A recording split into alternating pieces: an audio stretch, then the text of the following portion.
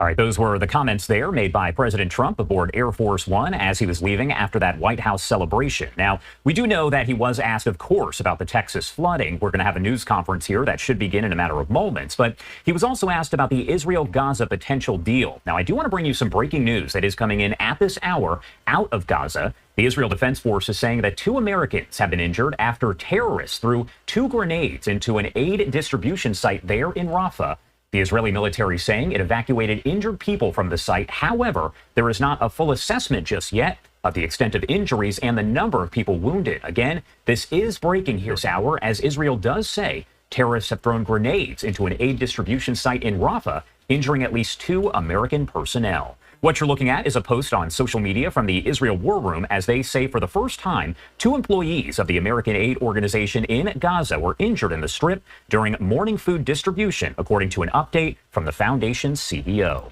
A lot to discuss here about the latest coming in out of the Middle East, and that does, of course, include Prime Minister Netanyahu's visit planned for just a few days from now to the White House. Let's bring in Dr. Asaf Romarowski. He's the executive director to have the IDF saying that grenades have actually been tossed at this American distribution site, specifically there in Rafah. Is this something that we've seen before? And what does it say that it's an area that was run by Americans? So let's put it into context. I mean, the fact of the matter is that Hamas has really been indifferent, or I would say even more than that. I mean, upset about the fact that the aid has been administered by Americans and Israelis. I mean, the JHF is an American contractor with the help of the Israelis.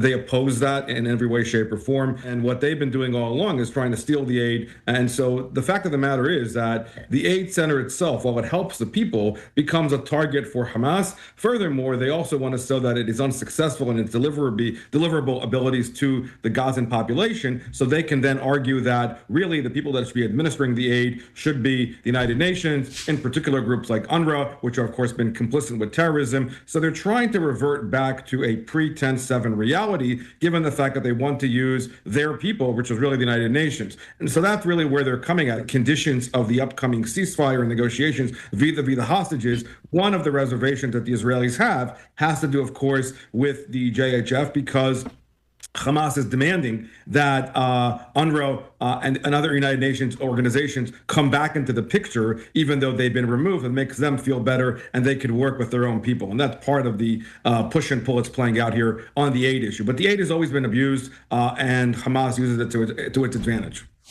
As far as the trip from Prime Minister Netanyahu, he is going to be making that trip to the White House, and he's made a few now.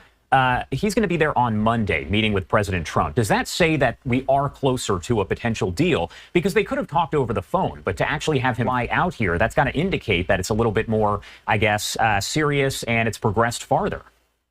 First of all, I think it's unique in the sense that it speaks highly to the how strong the U.S.-Israel relationship is. I mean, Netanyahu, this will be his 3rd visit in 6 months since Trump was elected back into office. The fact of the matter is that both leaders, I believe, deserve a victory lap in the sense of the post-Iran strike. That was a very strong message to all our adversaries, including Israeli adversaries, that the U.S. and Israel together are on the same page here when it comes to the nucleus of all terrorism worldwide and the patrons of the Gaza war at large vis-a-vis Iran. So I think that this is going to be a significant monumental visit in that regard. That being said, I think you are right. I think that we are going to be, it is an indicator that that they're closer to moving along a deal. Obviously, Trump wants to end this war. It would be a good move, from his perspective. And of course, as far as does the day after tomorrow look like regarding aid issues, regarding reconstruction of Gaza, these are all part of the larger pictures, but none of these can happen without the hostages coming back.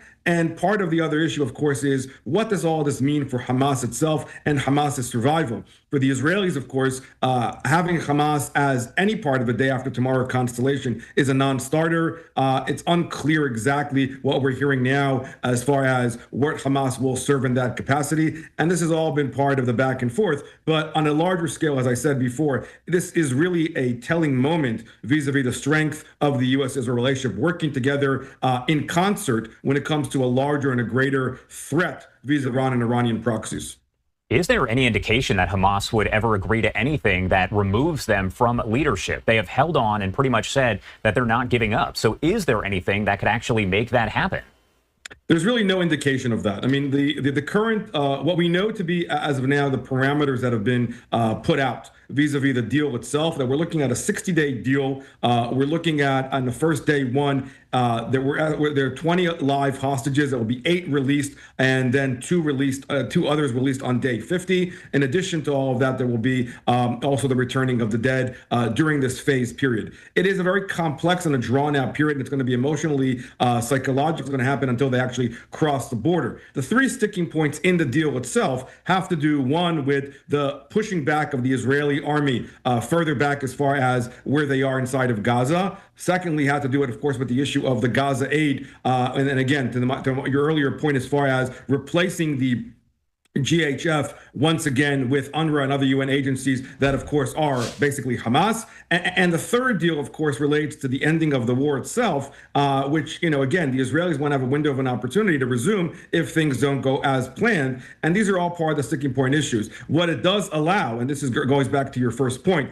it does allow Hamas to be part of the day after tomorrow scenario, and it allows Hamas to govern this situation in whatever capacity they're in. That's part of the real issue that the Israelis have. And that goes against the stated objective goals of the war vis-a-vis the decapitation, the removal of Hamas altogether. The other question that I'm adding here, and really I think that really needs to be looked at very carefully, that could be part of the conversations, and I'm sure it will be on Monday when Netanyahu is in D.C., as it relates to the participation of other partners in the Arab world, the Saudis, the Egyptians, and other partnerships. All right.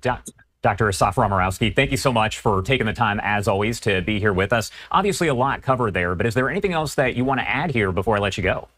No, at this point. I mean, obviously, as you said, there's a lot fluid. Things will obviously be more revealed on Monday during these meetings. But as of now, I think that there's a lot to keep an eye on, and things are changing at a rapid pace. All right. Thank you so much, as always, for taking the time to be here. We appreciate it. Thank you.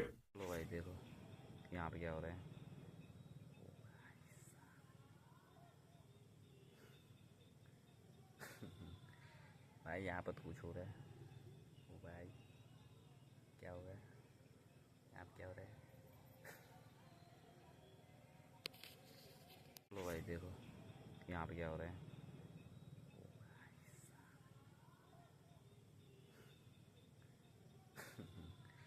भाई यहाँ पर कुछ हो रहा है। ओ भाई क्या हो रहा है? यहाँ पे क्या हो रहा है?